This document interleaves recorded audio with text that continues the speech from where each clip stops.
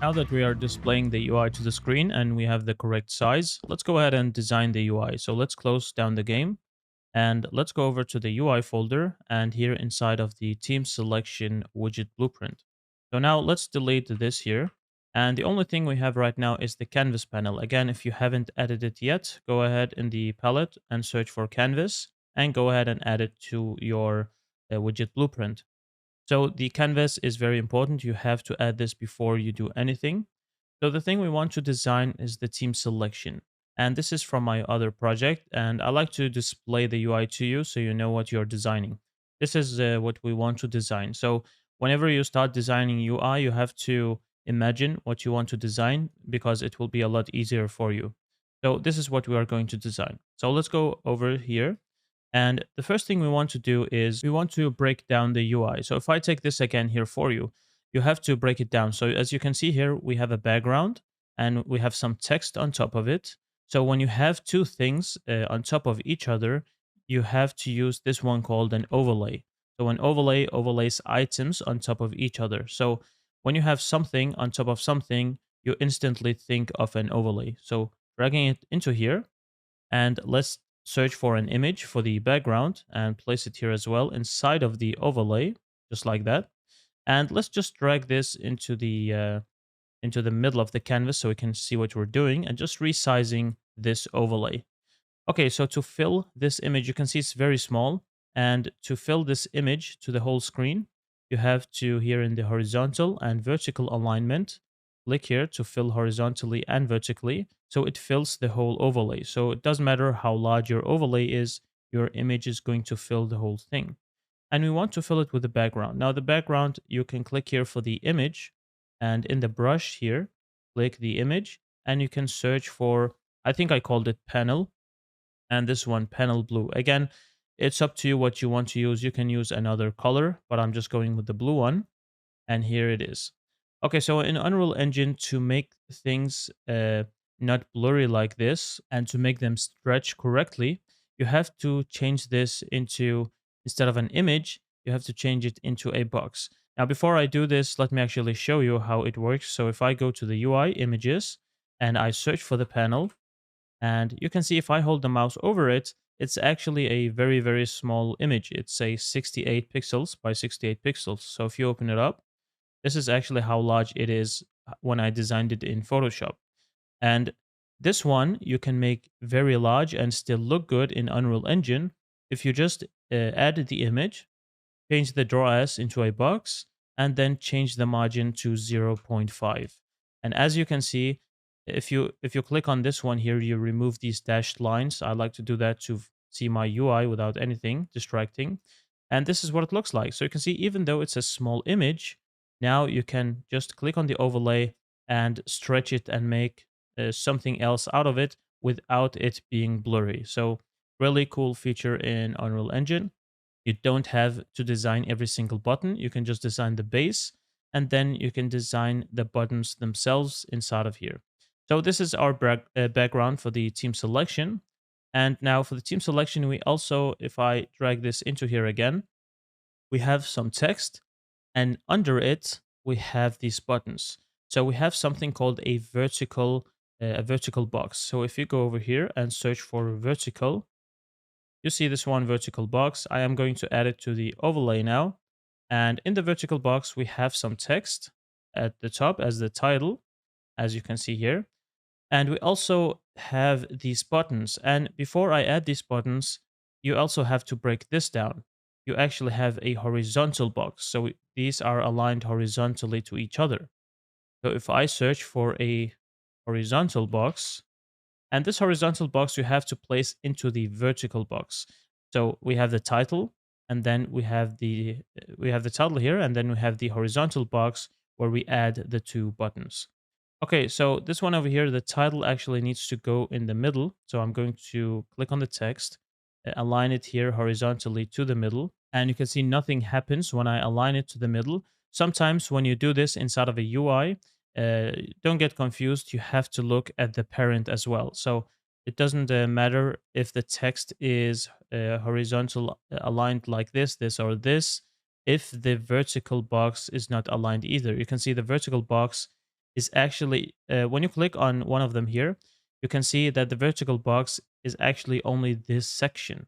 So it doesn't matter if you align this text here, here, and here, you only have this space. It's not filling the whole thing.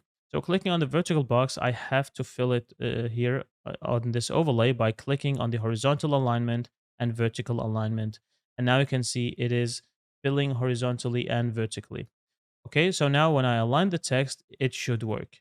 So always pay attention to the parent up here, how it is aligned, because if it's aligned like this text is never going to go here. So go ahead and horizontal align them like this. Now to give more space to the edges, we can click on the vertical box and we can push it down. So here in the padding for the left, actually you can also write a number up here, for example, 50 or 10, 20, 30. You can see you can push it from the edges, 50, 60, and so on. And if you want to push it specifically in directions, for example, the left, I will put to 55, and the top I'll put to uh, 40, 45. So not as much as the left and right. So the right is 55 and the bottom is also 45, something like that. And remember, I am in Zoom +2, so the real size is looking like this. So just pay attention to what Zoom you are in, because you might be too much zoomed in. This is what it actually looks like right now. And I think the spacing to the edges is fine right now. So what you can do is let's go ahead and continue our design, and then we can go ahead and stylize everything. So let's click on the horizontal box. And now for the horizontal box, we have these two buttons. Now again, we are overlaying a button, and on top of it is an image, and we also have some text. So again, you have to use an overlay, else you can't overlay things on top of each other. So inside of the horizontal box, we have an overlay, and inside of that overlay, we have a button, and then we have an image, which is the icon of the button, and we also have some text. So if I search for text and add it here, okay, so we have the button, the image, and some text. So clicking on this overlay, actually this horizontal box, again, we have to fill it here. So you can see, even though I am aligning it horizontally and vertically, it's not aligning vertically. And this is because you have to click on fill, and it's going to fill the whole thing. So clicking on this button, let's go ahead and add something to this button. So click on the button, go to the style, click on the normal up here, and select the button. So I'm going to select the red button, and usually I call buttons BTN, and you can try to search for what button you want to use. Again, it is optional, it's up to you. However, what I want to use is this one called button red, I believe, or button square red, like this, and I'm going to choose it here. And what you can do is, again, for this tint, I'm going to click on the tint and I'm going to put it to white, because I don't want any gray tint on my button. This is actually the real color. So if you put it to white here, and the rounded box, I'm going to change it to a box. So a normal box. Again, the margin, what I told you before, set it to 0.5 and it will look normal now. And let's see if we have other things to change, and we don't. So if you want to copy this setting over to the hovered, so you don't have to do all of this again, hold shift and right click, or again, you can just right click and copy, but you can hold shift and right mouse button to copy it, and shift and left mouse button to paste it for these two as well. Remember to click on the hovered, and remember as well to change the hovered one to the hovered, and click on the pressed one to the pressed, this one. Okay. And we also need maybe to adjust the image size, but let's do that later. For now, at this one, you can see it's very stretched. So what I'm going to do, I'm going to click on the overlay and I'm going to click on fill. So it fills the whole thing. And then I am going to, let me actually copy it again. So clicking on this overlay, I'm going to click on Control D, and that will copy the other button. So I can actually see what it looks like if I have two buttons. So now I have these two overlays, and let us put a spacer between them. Search for spacer and add them between these two overlays. And then let's add some space between these two overlays. So this is the X axis and this is the Y axis, and we need space in the X axis. So let me write something like 50, and now you can see there is some space.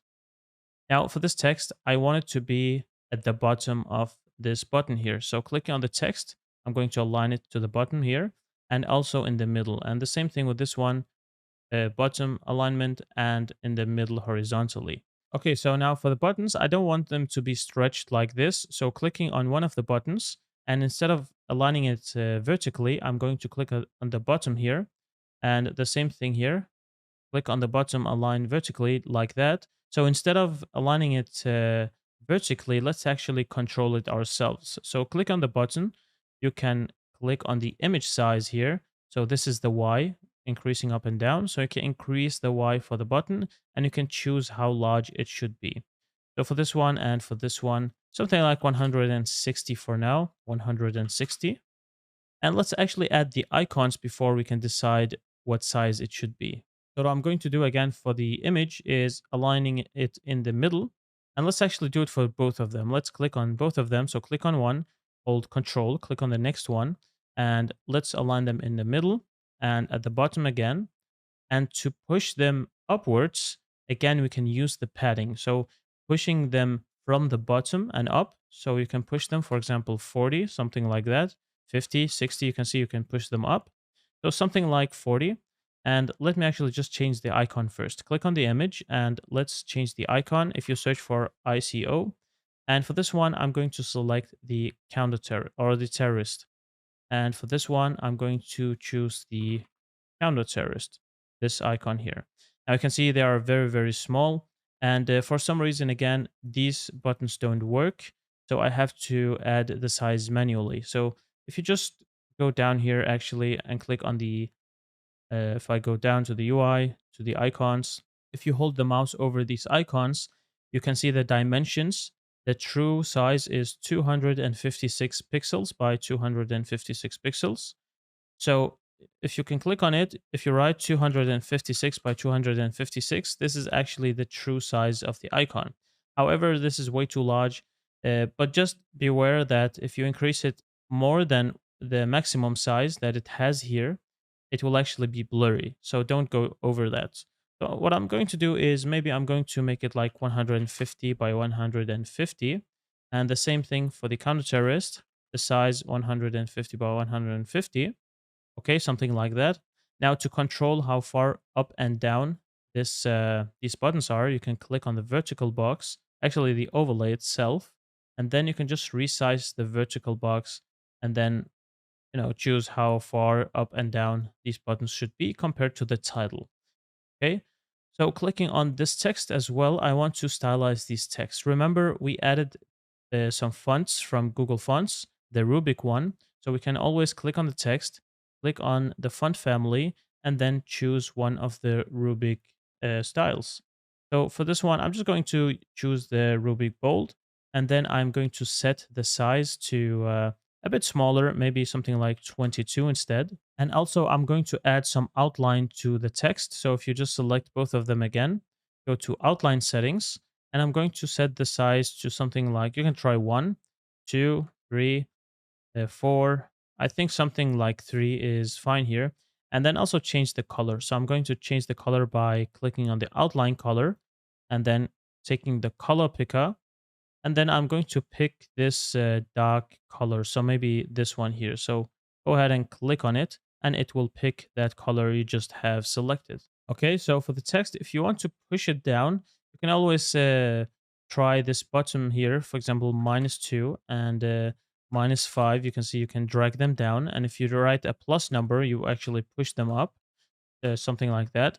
You can also use this one down here, the translate. If I can find it down here, the transform and then translation, you can translate it in the Y. So if you write 2 here, for example, 5, 6, you can see you can also push it up and down in the translation.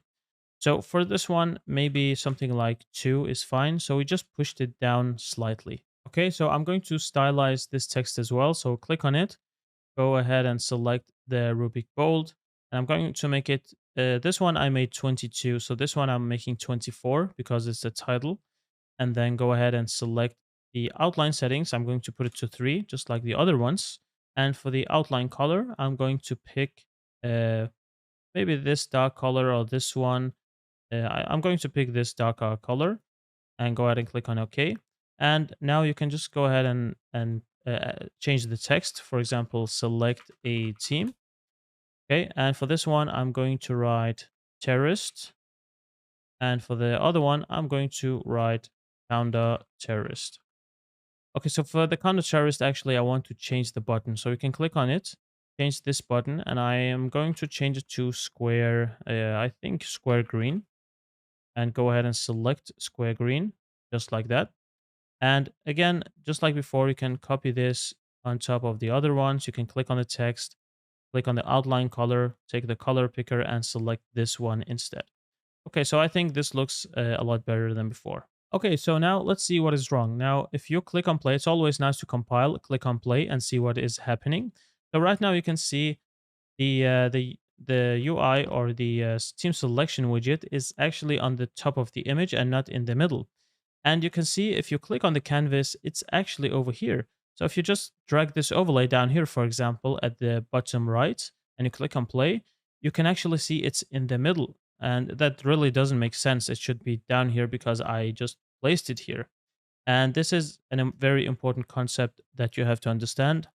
These anchor points, they are very important. Right now, what is happening is you have the anchor point up here. So if I click on play, and I try to maximize the screen here, you can see this UI is getting pushed towards that end of the screen. So up here, it's going to be pushed up here. And this is because your anchor point is up there. So it's not going to stick down here as you wish. So you have to change the anchor point. Remember to always do that for your UI. So clicking on the overlay, you have to change the anchor point by clicking up here. And as you can see here, only the parent has an anchor point. All the other ones don't have anchor points, only the parent one. So clicking on that one, go ahead and click on anchors and then select where you want to align it. For this UI, I want to align it in the middle. So selecting the middle anchor point to the middle of the screen like this. And then for the position, I'm going to write 0, 0 to align it in the center. But as you can see, it's not aligning to the center. It's actually aligning to that point over here.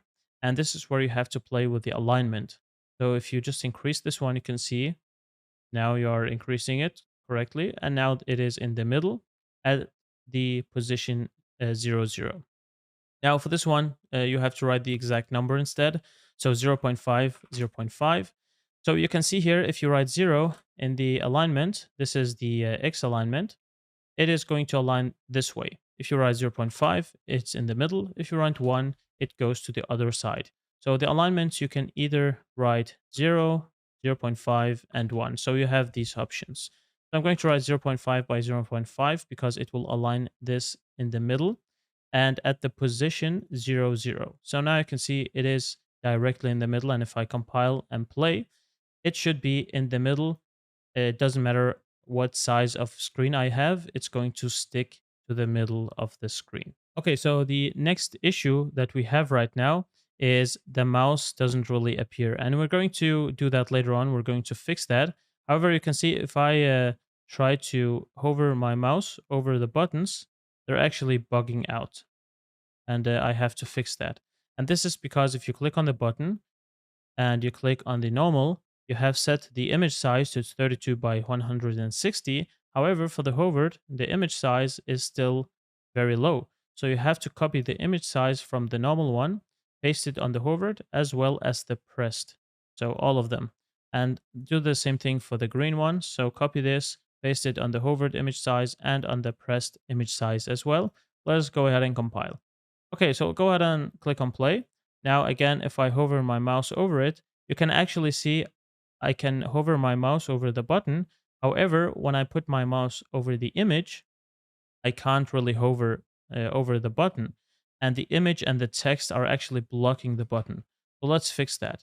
Click on the images, all of them here, and the text as well. And you have to find this one called visibility. And you have to set it to non-hit testable. And what that means is these images and texts are just decoration.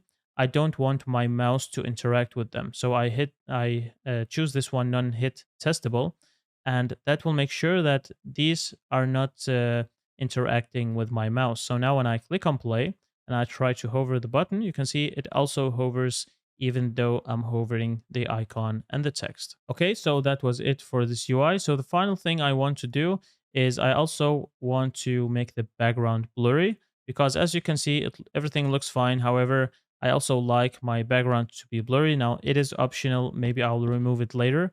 But for now, let us search for blur and let us put it here in the background. So over the overlay outside of everything. And now for this one, again, remember to change the anchor point. I want this blur to fill the whole screen. As you can see, for this blur, you can change the blur strength. So something like 50, as you can see here, but I want it to fill the whole screen.